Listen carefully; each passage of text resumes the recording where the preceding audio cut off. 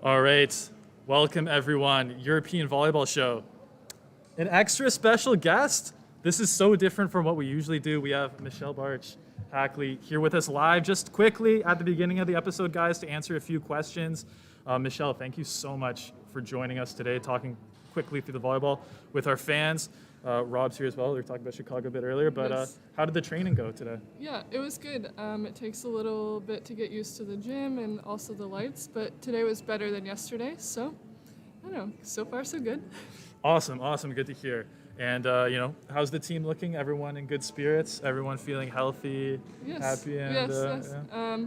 I mean, obviously, yesterday was travel day as well, so yesterday was worse than today, but good. We're on a good track. And any new strategies? Anything you're trying out in practice today? Nothing that I'm gonna Nothing share. you can tell. You can tell the fans. Yes. And so super finals. What does it mean to you? How does it feel to be playing in this tournament Yeah, tomorrow? I mean, it's a really cool event that's put on. I played in Berlin with Novara, and I don't know, it's a really cool environment, and we love also playing the men's play after us, which is cool and different for us. But no, it's really fun, and we're happy to be here.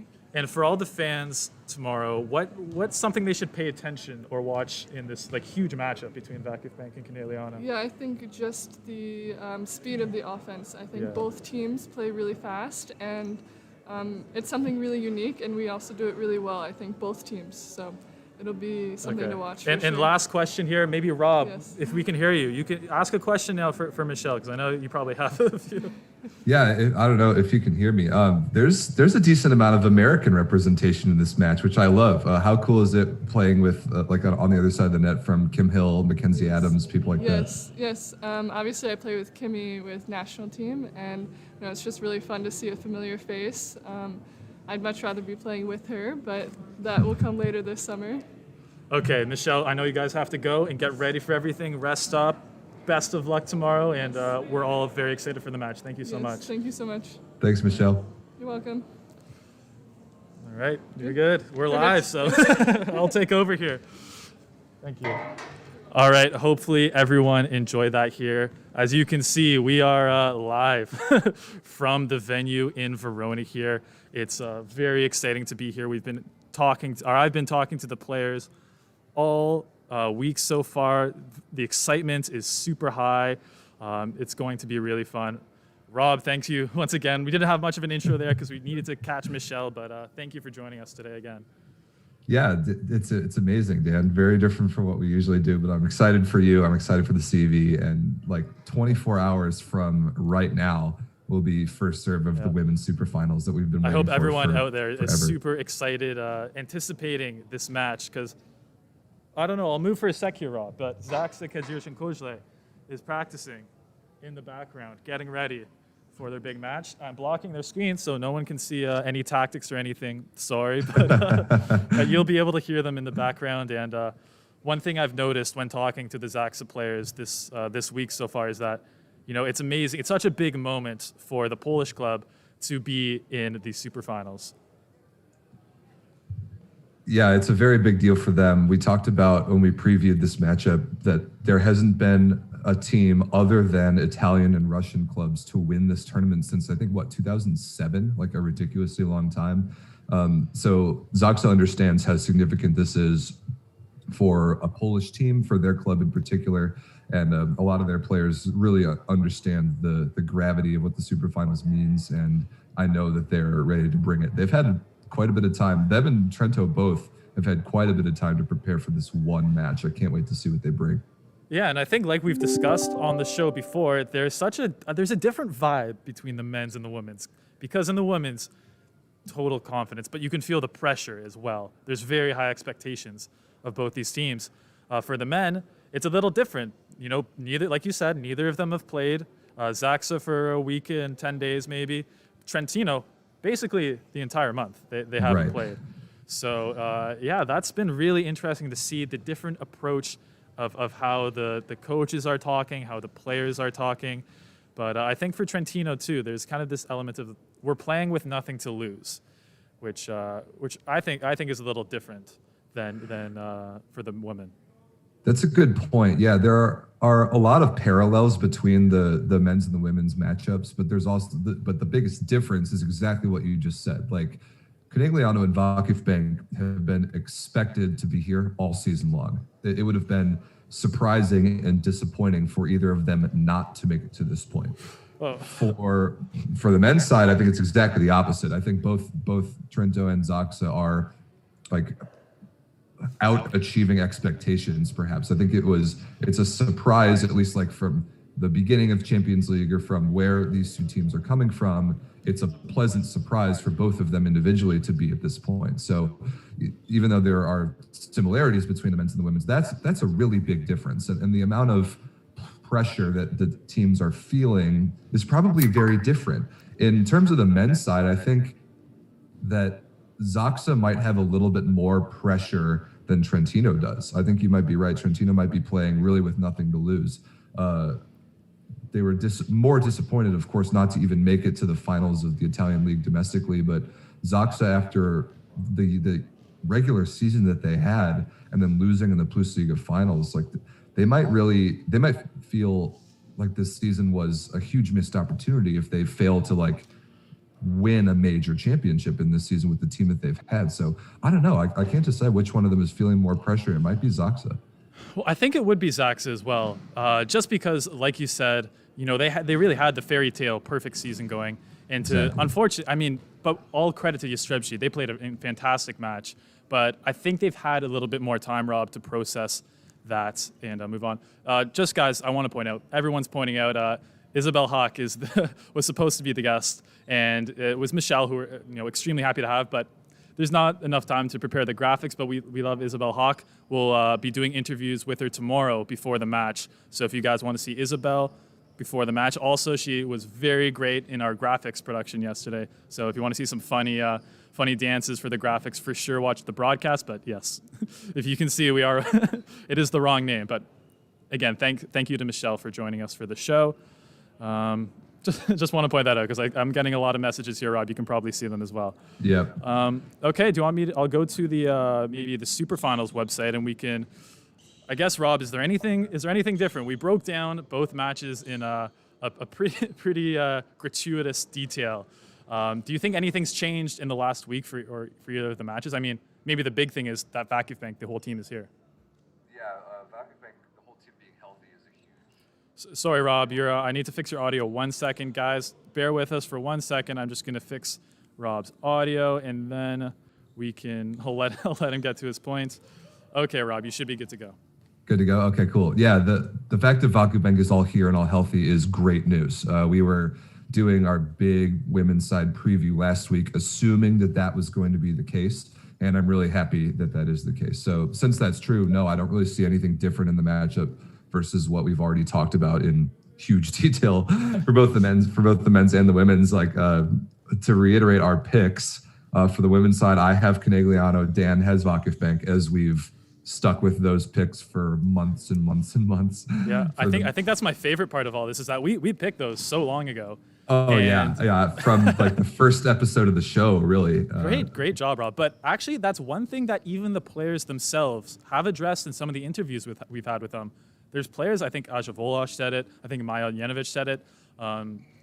Yeah, everyone was saying this is the matchup from the start of the season, right? And I think that's definitely been the case. Both teams basically undefeated, which is another thing that the players have been happy to bring up, that they haven't really lost any matches. It's like, oh yeah, what's the toughest moment of the season? Oh yeah, the one match against Busto or Zizio that we lost. But it's been great. I think all the players are in a really good mood. And Rob, one thing I think point that you made on the show before is one thing that's come up again and again is how fast both these teams play, which even Michelle, who joined us earlier, has addressed. Great point by Michelle just now. We're coming out with interviews tonight, guys, asking the players a bunch of questions, so keep tuned to our channels for that. But yeah, Rob, I think you're on the money with how fast and how dynamic these offenses setters are. Well, these are probably the two best setters in the world, in the opinions of many, myself included. Volosh and Onjenovic are absolutely phenomenal. Just highlight reel factories, those two players. Just the way that they throw their offense all over the court with speed, with precision, and just the way that they're kind of chess masters of all the other moving pieces on the court is just phenomenally fun to watch. We've talked about the team's offensive strengths and the way they match up against one another. You can expect Onjenovic on Vakifbank to go to the middle as much as possible. We think that they have a strength in that area. We've talked about the way Conegliano moves Paula Egonu around. She's not just position 1, position 2. She hits out of position 6 in the back row a lot. She hits out of position 3, like 2 balls in the middle in rotation 1 sometimes. She really is all over the place, which is really fascinating. Both sets of middles on both teams run in front and behind the setter. So lots of moving parts there. And then the outside balls, especially for Vakifbank, are so fast. The balls that Onjenovic likes to feed Barch and Gabi are just ridiculously fast. It's so, when they're in system, it's impossible for blockers to put 4 good hands up in front of those attacking options because of how fast the ball moves around. And that's the evolution of the game at all levels, men's and women's, has gotten to that point in the last few years. And it really all starts with how good those two setters are, Dan, exactly like you brought up. Yeah, and I mean, one player that we mentioned a lot on the preview show that we have to mention again, that's come up again, her name has come up a lot the last couple of days, is Paula Egonu. And essentially just how, nobody's giving away the secret. But first of all, there is no secret. Well, like you said, Rob, many times, the best you can do is slow her down a little bit. But, she has really been, I think, the focal point of a lot of conversations, a lot of video interviews, a lot of discussion. And I think Michelle Barch, we interviewed her earlier, and she said Paula Egonu is 10 times better than she was when she won the Superfinals MVP with Novara, which is crazy to ridiculous. think about. Yeah. Michelle knows well because she has to figure out as a blocker how to kind of slow her down half the rotations. That's quite the tall task. I don't think she's wrong though. Like the evolution of Paula maybe a bit of Egonu's hyperbole, game, but I don't know. Paula Egonu is spectacular. We've talked about it before. The women's game is in such good hands with these young superstars. We've got them on both teams here with Isabel Hawk, of course, but Egonu is just so special. And like I was saying, as I was making a major point in my Conegliano pick, that there is really nothing you can do tactically or strategically to stop or slow down Paula Egonu. You can't like take one of her shots away and force her to hit another shot and make her predictable and think that that's going to slow her down, because you just can't do that. She is so athletic, she's so skilled, and she sees the block and defense so well that you can't like limit her range like based on what you do against her with block and defense. I think you can do that against Isabel Hawk just a little bit. You really can't do it against Egonu, especially with the way that she's moved around. Sure. So like that, what is Vakifbank going to do to slow her down? Could they apply enough service pressure to at least make Egonu the only option offensively? That's one way to do it. Will they just commit to taking her cross court away, for example, and letting one of their 2 phenomenal liberos just try to make great defensive plays down the line? That's another option. That is a very interesting choice that the Vakifbank coaching staff is going to have to make. And then it'll just come down to execution, of course, tomorrow. For sure. And before we get to maybe some questions, Rob, if you want to take a look in the chat, guys, big announcement here. Just to clarify, the match tomorrow will not be on YouTube. So if you come to YouTube tomorrow expecting to watch the Superfinals, you are not going to find it here, okay? So if you would like to watch tomorrow, go to either find who's broadcasting it on TV in your country, or go to Eurovolley TV, eurovolley.tv. You can sign up right before the match if you want for €5 and watch both matches. Or you can go to our Facebook live event, and the instructions for how to purchase a ticket you can find on the screen. Either of those will work, but if you want to watch, please, I don't want you to come to YouTube tomorrow and be disappointed that you cannot watch the volleyball, because it will not be on this channel. So just letting everyone know for sure before a big great game point, tomorrow. Dan. If I understand why people might be upset that they can't find it on YouTube, but if you really like volleyball, spending €5 to watch this match is going to be two matches is going to be so worth it. I can't even describe it to you. These two matchups are going to be absolutely incredible. We've been hyping up the women's matchup for months. The men's match is like two incredible, basically Cinderella stories. €5 is a steal to watch two matches of this caliber and of this level of production. So you do not want to miss those. Eurovolley.tv or on Facebook. So make sure you know where you can watch them going into the matches. Match times tomorrow, 5 p.m. CET, like basically 24 hours from right now, is the women's final, and then 8:30 p.m. CET, the men's final. Did I get those right, Dan? Yes. And Rob, you're having a bit of a watch party tomorrow, I heard. I am, yeah. There are lots of volleyball friends of mine here in Chicago in the U.S. that really want to watch these matches, and they're coming over. We're going to make a little watch party out of it. It's a sporting event that, like, Americans do that all the time with sporting events. They get together and they watch them and they make kind of a big deal out of it. They make an event out of it. I think that this day of matches deserves that. So I'm having some people over. I think it should be great. Awesome, and I think everyone else is jealous that you guys can actually get together and have parties and stuff right now in the U.S. because not quite the case everywhere else. Rob, okay, here's one. I want to ask you a question. I'm going to move away from the camera. If you can see the players, can you tell me what this game is, what you would call it? Let's see. Can you see the stream? I guess. It's delayed by a little bit, so give it a few seconds and I'll be able to see it if you put it back on a bigger screen. It's the game where the players will like bump the ball over. I don't know, guys, everyone watching, if you've played this before, but I think it's my favorite warm-up game to watch, especially when you watch these guys, the absolute pros, play it, because it is. Maybe I can go back to the Isabel Hawk screen so we can see better. Yeah. But, is it the one kind of like? Is it kind of like tennis where they're just all platforming it over and with one bounce? Yeah, exactly. I love this game. I play it all the time, but just if you guys want to know what the Super Finals pros, these are the best volleyball players in the entire world, what they do before the game of the biggest match of their life. It's the same thing they do every day, right? That's so awesome. They're playing around, they're relaxed, they're having fun, and just wanted to show that moment for everyone there. Yeah, I see it now. Great look on it. That's awesome. Is that Zaxa back there still, or is that Trento? That's Zaxa back there. And they can get into it. You guys will maybe be able to hear a bit as well. Okay, Rob, do we have any questions before? We'll talk a little bit about men, and then, guys, quick show today, so we'll just do that. Most of the questions were either how can we watch or people just telling us who they're rooting for. There's actually there's not a lot of questions left to unturn. I think we've been pretty comprehensive so far. I strongly agree. If you want a lot more detail about both of these matchups, watch the last 2 episodes of the show. Last week we went like over an hour talking about the women's. The week before, over an hour talking about the men's. So we have done a lot of breakdowns. We've done a lot of debating, and now there's not much left to do, but watch it on the court tomorrow. But we should talk about the men just a little bit. Yeah, for sure. Let's do it. So like we said earlier, a little less pressure for the men. I don't know if you guys can hear that. It's very loud for me, but they're having fun out there. And yeah, man, the one thing I noticed about Zaxa, seeing them in person, they're a very tall team. Something you maybe don't appreciate as much on TV. They are huge.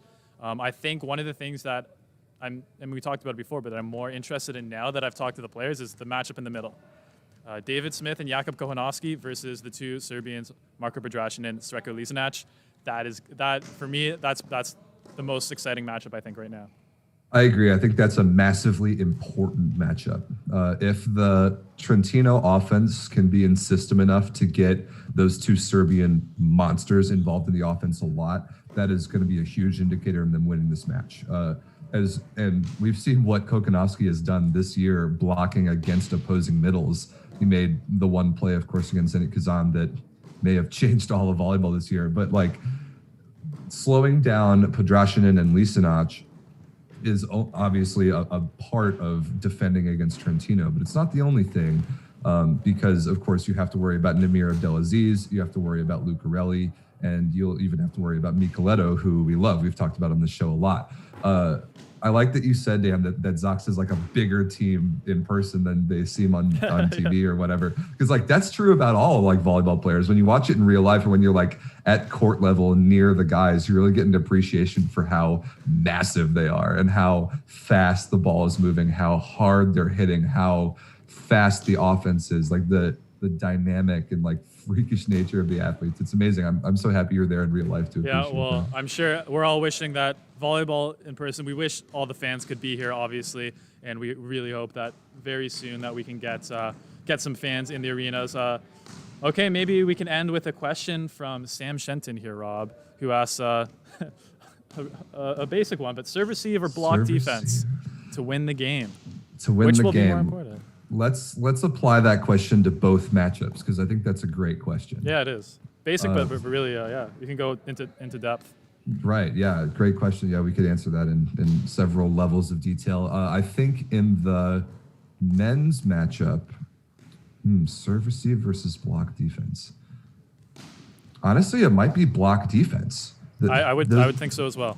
These two teams have actually kind of similar offenses. At least just like they're similarly efficient in passing statistics. They're similarly efficient in side out percentage and offensive statistics. So like service pressure is a big part of the equation, and it always is. That is, there's no doubt about that. But for Zoxa, as long as they're not getting aced, if the ball is still in play off the first contact, we know how good their offense is at just clawing back within an individual point, like smart shots into the block to reset, like all that stuff that we've talked about for months is how good they are at just surviving in out-of-system situations. So it might be block defense. If Trentino can turn those block touches that everybody gets against Zoxa into kill blocks, that's a huge deal. And Zoxa has a phenomenal strength in backcourt defense. Zatorsky is the man. Tony Udi, Kaczmarek is a very good right back, like position 1 defender. Schlifka and Semeniuk back there in position 6, both phenomenal middle back defenders. Like that is a huge factor for Zoxa. And if they can keep balls alive, like I was just saying, it gives their offense a chance and to succeed in something that they're really the best at. So that might be a big difference. If Zoxa can out dig, like straight up get more digs than Trentino, and if those can be turned into points like they usually are, could be a big deal. If Trentino's size advantage, which there is one, can turn into kill blocks instead of just block touches, that could be a big deal too. So I think I might lean that way for the men's matchup.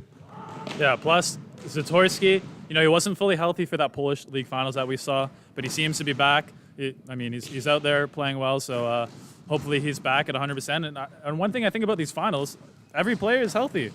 These are going to be a full strength finals, which I think, we underappreciate sometimes because, yeah, that's great. Especially we were close to having key players missing, but I'm really happy that we have, full strength finals. This is getting really loud behind me as the teams are warming up here. Any last point, or let's talk about the women's and then end there after. Yeah, I think for the women's matchup, I actually think it's serve and serve receive that's going to be more important there, mostly because Vakif Bank really wants to run their offense in the middle, or at least I can assume they do because that's a big strength of theirs. But if they can't receive serve well enough to do that, then even a setter of Onyenovic's caliber might not be able to throw it to the middle quickly the whole match long. So I talked about when I was making the points in the last show when we previewed the women's side that the level of service pressure that Conegliano is capable of applying is a little bit different than what a lot of teams see on a day-to-day basis. Like Isabel Hack is a phenomenal jump serve, and they have that to practice against in the gym. But Egonu's jump spinner is a different beast, and there's that, and that plus the float service pressure that Conegliano will probably be targeting Michelle Barch for most of the match, serve receive wise. We can assume because Gabi is so good that she is targeted less than their libero is. Yeah. So I think that's a big factor is Conegliano's service versus Vakif Bank's service reception. That works on the other side as well, obviously, but especially with Vakif Bank's perceived strength in the middle, I think that's going to be a huge part of the matchup if Conegliano can make the Vakif Bank offense a little bit more predictable. with as fast as they like to run it, if they can help themselves out in the blocking area a little bit with some service pressure, that could be massive. Yeah, and like you said, and we've said many times, the speed of the offense for these women is incredibly fast and incredibly deceptive. So if one team manages to pass 3 balls the entire match, that's going to be really tough to overcome. And another thing I wanted to mention that we've heard a couple times is the Maya Onjenovic Maya Onjenovic dumps tips, however you want to call it, dinks. Yeah. The Canadianos done their scouting. They know that's going to be a very dangerous weapon. But the thing is with that, she always does it when you least expect it. You can't anticipate it. So we'll see. Rob, what's your over under Onjenovic dumps 3.5 for the super finals? Oh, that's a great line. That's such a good line. I'm actually going to go under. Because I think that she will pull it out at a couple key moments, but I don't know if I could see her doing it 4 times. That's a lot. So I think once percent is a good average. It would be funny if she did none at all and just have the corner the T players playing up on defense and then for no reason at all the entire match. They're just not doing it at all. That would be a very like Onjenovic style move. I like that. So before we let you guys go here on this Super Finals live preview show, I want to remind you guys of a couple things. First, if you missed the short interview with Michelle Barch of Vacuum Bank, you can rewatch the episode, go back to the beginning. It'll be on YouTube after. You can watch the recording and get that interview with her. The streams will not be on YouTube, so remember you have to go to your local broadcaster or Eurovolley.tv or to Facebook paid live event to watch the match. And the third is I want you guys all watch the match. Enjoy it, because this is it's going to be extremely high-level volleyball, the best players in the world, and it's going to be really fun. Yeah, to use an American sports term, this is the Super Bowl of volleyball this year. Super Bowl, Super Finals, yeah. Super Bowls, yeah, it's plural because there's two matches. Other than like the national team competition that we're really excited about this summer, for club, this is as good as it gets. This day of volleyball tomorrow is absolutely as good as it gets. You will not want to miss it. I'm so excited for it, Dan. We've been talking about it for months, and we're finally going to get some on-court answers to some of these long-standing questions. Yep. Some history is going to be made. Some incredible, like, all-time moments will happen tomorrow on that court right behind Dan. I'm so excited for it. Yeah. Superfinals.cev.eu. If you also want to watch the event previews, match build-up, all the content is going to be there. Rob, thank you so much for joining me. Wish you could have been here, sitting right beside me for the Super Finals, but next time we'll try and get you out. Thanks, everybody. Next time, Dan. Yeah. Good luck, man. Keep up the great work. I'm excited for you in the CEV. Have a great time out there, man. All right. Thanks, everyone, for watching.